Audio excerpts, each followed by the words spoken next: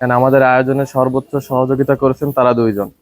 আমাদের এইখানে আজকেরা প্যান্ডেল তৈরি করা হবে খেলা দেখার জন্য, এবং আলাপ মামা একটা টিভি ব্যবস্থা করে দিচ্ছে আমাদের খেলা দেখার জন্য।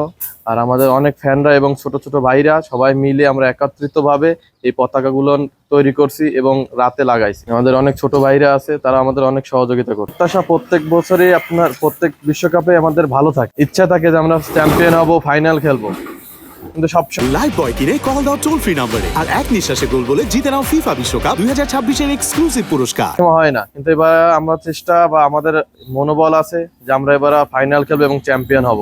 যে আমার পিছনে বা পাশে অনেক দেশের পতাকা, বিশেষ করে আর্জেন্টিনা, ব্রাজিল, স্পেন, জার্মান, আরও কিছু দেশের পতাকা আছে।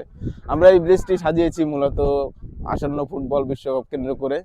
আমরা অনেক আনন্দ করতে চাই। বর্তমানে বিশ্ব ফুটবল জোরে ভাসছে এবং সেই সাদরে আমরা আনন্দে ভাসছি।